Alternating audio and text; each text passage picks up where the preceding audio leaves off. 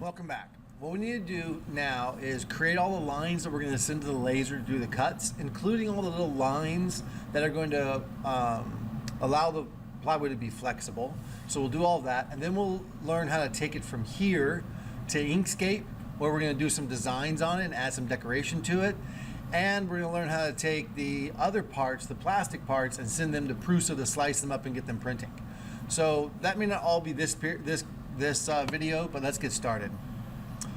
All right, first thing we want to do is we're going to create a sketch of all of these outside edges of our parts. That way we can send them to the laser and it can cut them.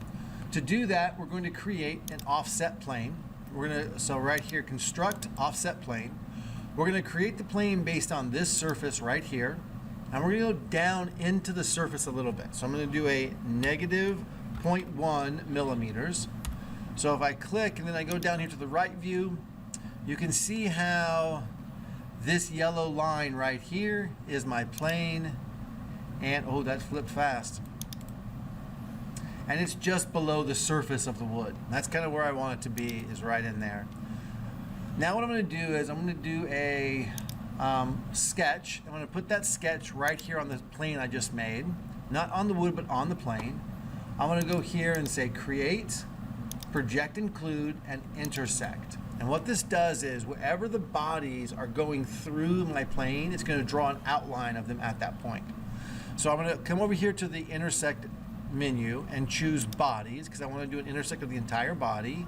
And then when I click here, or I hover over this one, you can see what it does. The red lines are the lines it's going to draw.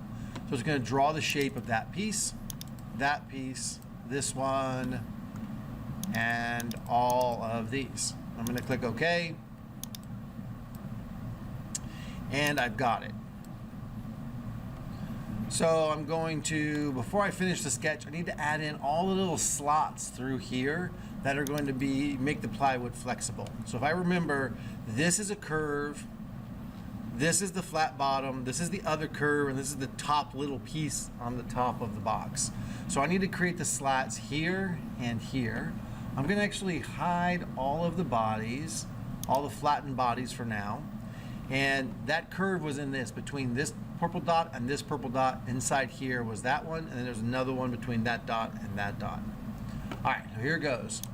I'm going to start by creating a construction line across these two dots and another one across these two. That's going to show me where I need to keep the bend in it.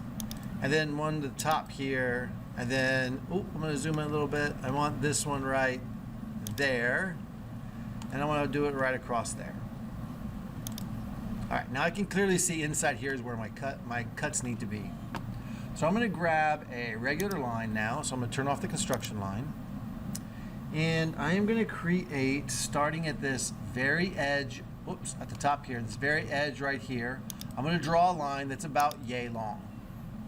And then I'm going to skip a little bit of space on that construction line still and draw another one that's about, I don't know, yay long.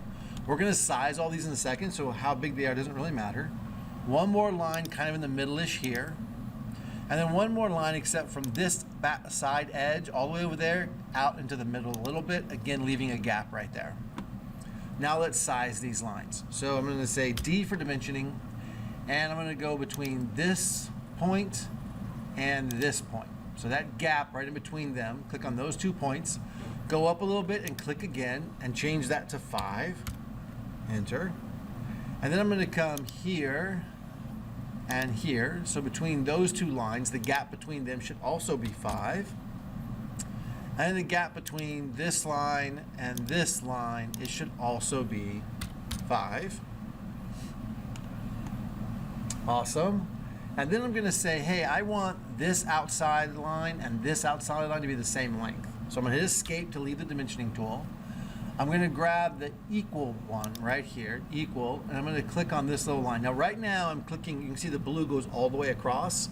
So I've got to try and get just this one little line. So I'm going to hold down the left mouse button and it'll show me both lines beneath. That's the long line, that's the short line, that's the one I want. So I'm going to click on that one.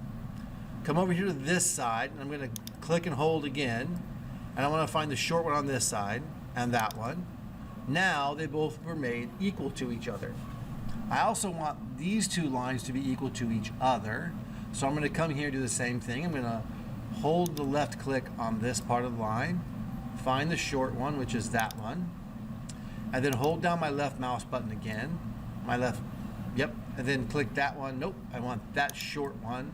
Now those two are made equal, and that looks pretty good. What I'm trying to do is make this line about half as long as that line. And I think that's not terrible.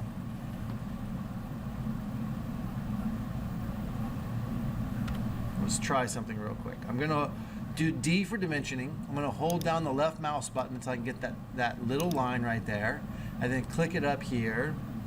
And then I'm gonna hit enter. And let me check something. I'm gonna do a quick measurement of this line right there. 62 close. All right, so that was good. So make this first one, let's do it actually at 31. Awesome. Everything is good. We have our first set of lines. Now the second set of lines is gonna be offset from that. So what I wanna do now is grab another line, and I'm just gonna drag it right across here from, a little bit off from the edge here to about the middle-ish of this bigger line here. Hit escape to leave the tool, grab another line tool, go over a little bit, leave a gap, and go to about the middle of that next line up here. Escape. Again, we're gonna resize these, so it's not gonna matter, boom, how big they are. So right about there, hit escape. Awesome. Now I'm going to come here and I'm going to do the dimensioning tool. I'm going to click from here to here, and I'm going to make that 5 millimeters, enter. Dimension between this point and this point, I'm going to hit 5 again. And then between these two endpoints of these two lines, hit 5 again. And the same thing here, between here and this edge, it's going to be 5 millimeters. Awesome. And then the next thing I want to do is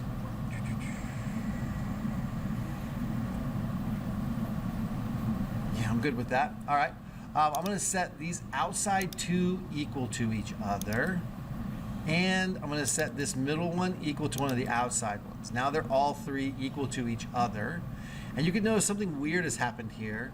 Fusion, for some reason, has made them offset from each other. See how this is kind of crookedish?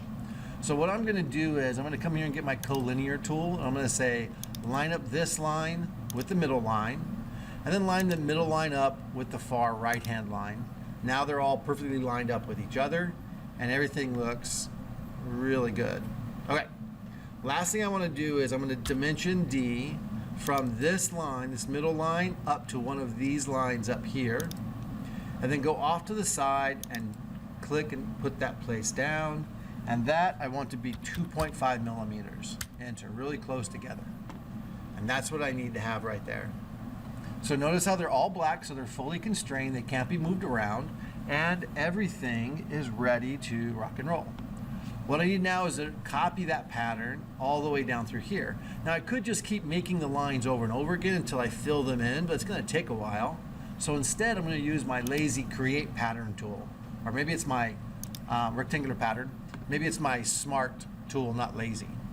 All right, so the objects I want to pattern, well, I want to include not that line. I want the little line there. I'm going to left click again and hold. I want that line, that line. It does like to grab that back line. There we go. I'm going to get those lines there, and then I also want to include these 3 lines. So right now, when you get them all selected, you should have 7 things selected. That construction line back there isn't selected. You don't want to select that, or you'll copy a bunch of those. And then I'm going to grab this up arrow and just drag it down. Now I'm going to drag it down until it's really close to that next construction line, because that's where my curve stops. And I'm going to keep zooming in until I get as close as I can. That's probably about as good as it's going to get. We're right there. See how I'm almost there, but not quite? That's totally fine. All right, now what I want to do is keep increasing them Well, no, I don't want to do it that way. Let's do this. Let's change the extent here where it says distribution, change the extent to spacing. And now the number we type in is actually the distance between them. And I think I want that to be negative 2.5. Nope, I want that to be 5. Yeah, just like that. And now I'm going to increase the number of them. And because I've chosen to go through spacing, every time I increase a number, it puts them in the exact right place. I'm just going to choose enough of them to where I get right up to that line, but not over that line, just like that. And that's close enough now. And I'm going to say now, finish sketch. Awesome. And now there is that. It's all ready to rock and roll. Now, I need to do that exact same thing down here in this space. But instead of doing that, I'm going to do something super lazy, which is just create a rectangular pattern tool of all of this nonsense and just pattern it down here. Watch how this works. It's actually pretty cool.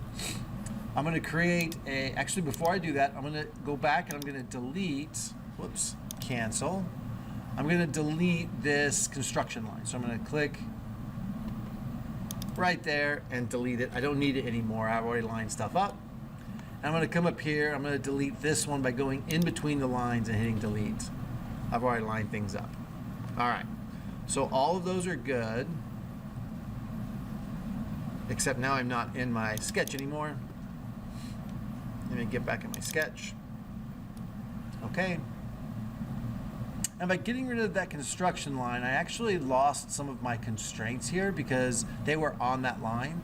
So to get them back, all I have to do is come here and make the collinear tool. So grab the collinear tool and then click on all of these lines. And that makes them collinear to each other. Now they can't move up and down. Okay, so that's fantastic. Now I'm just going to do another create a rectangular pattern. I'm going to just drag a box around just the black lines, trying to leave out that little purple dot at the bottom. And I actually grab that, see how that purple dot's blue? I'm going to click on that dot to get rid, to take it off, and then this other dot over here is on as well. I want these dots on this side, but not the ones without lines on them. All right, now what I'm going to do is find my up-down arrow, and I'm just going to drag the whole thing down and line it up on the bottom down here. Except I only want a quantity of 1 to go down there. So over here I can see this is the number that's moving. It's set to 3. I'm going to turn it down to 1. And then I think I need at least 2, sorry. So I'm going to put it to 2, and then when I drag down, I can just line it up the best I can right in there. It's a little over on this side, so I might just back it out just a little bit, just a hair. Okay, that's it right there. See how it's close to both ends? And that's perfect. If I wanted to, I could take this up a little bit. So I could take this up to like maybe a 5 right there. Oh, that was too much, so maybe a 2. And I can center it. That looks pretty perfect to me. So I'm gonna say, okay. And by using that rectangular pattern tool, I just copied all of those lines right down into there. Again, I'm gonna come back here and delete these construction lines. I don't need them anymore. They help me line stuff up. Awesome, just like that. So the laser is going to cut a little slit at all of these lines, and it's going to make that plywood super flexible. All right, that's it for this video. Good job making it through all those line making. I'm going to click here, finish sketch. Actually, before we leave, let's do this. No, let's do the next video. Next video, we'll create the actual DXF file and send it over to Inkscape, where we're going to actually start doing some design work on it. Good job. Hang in there. You're almost there.